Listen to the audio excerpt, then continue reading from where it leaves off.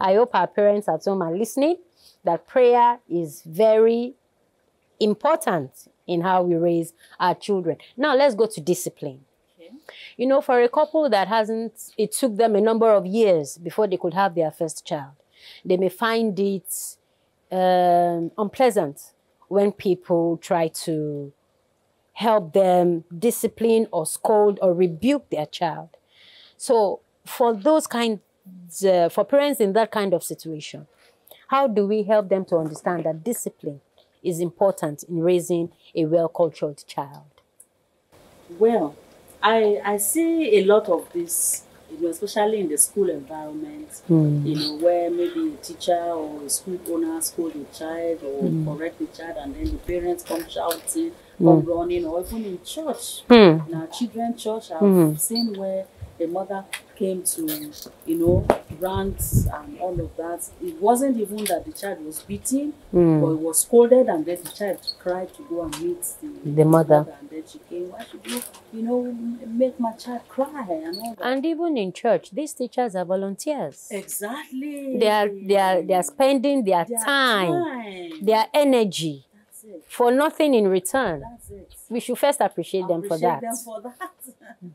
Well, I pray that teachers get the attention they deserve. You understand? So, one of the things that I would like to say to those mothers or even fathers who do that is that they are not raising their children in a godly way. They are not raising their children properly. And the truth is this: a child you did not raise well will not only become a nuisance in the society, will first become a nuisance to you.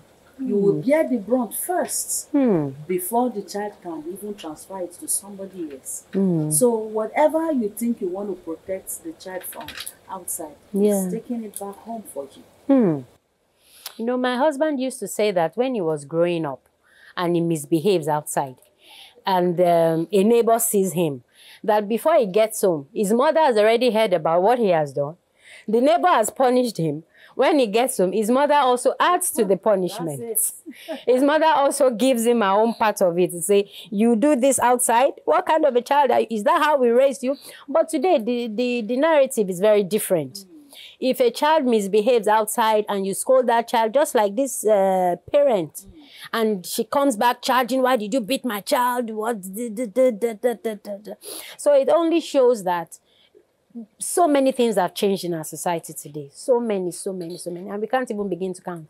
But the important thing is that the world is a community. Our society is a community. And so when people, well-meaning people, because of course, there are people that are out there that are not well-intentioned.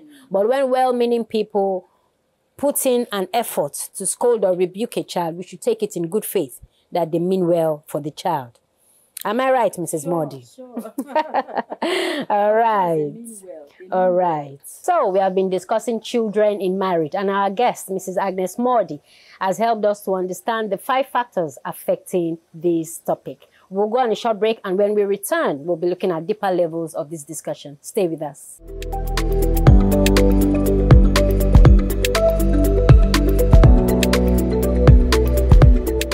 Welcome back.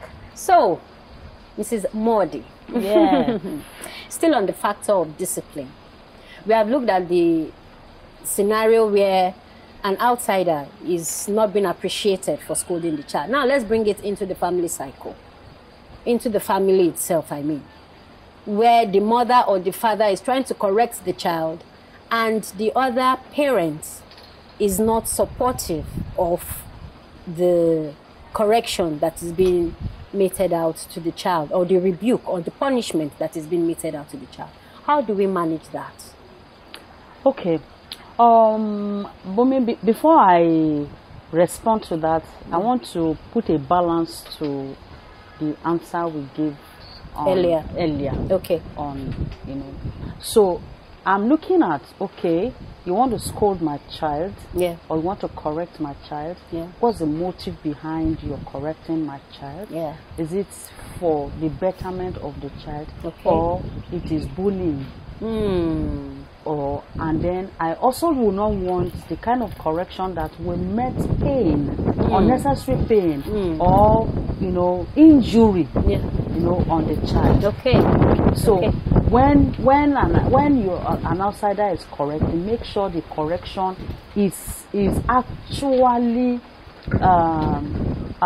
is suitable for the child. For the offense. Yes, is suitable for the offense. Is corrective in nature, and then the child, we can see results of your correction. Okay. So there has to be that balance. So, and then now we bring it to the family between the husband and the wife. Yeah. Now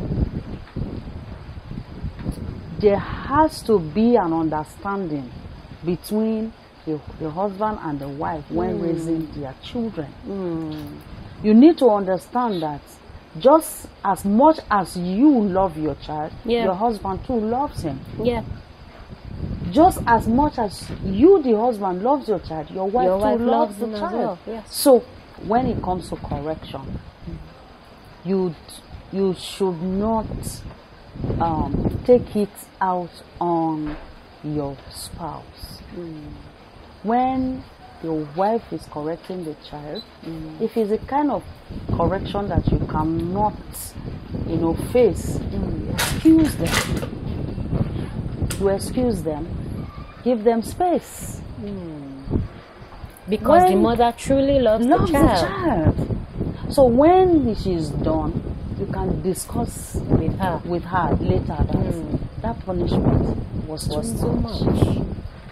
You need to do something about it for the next time.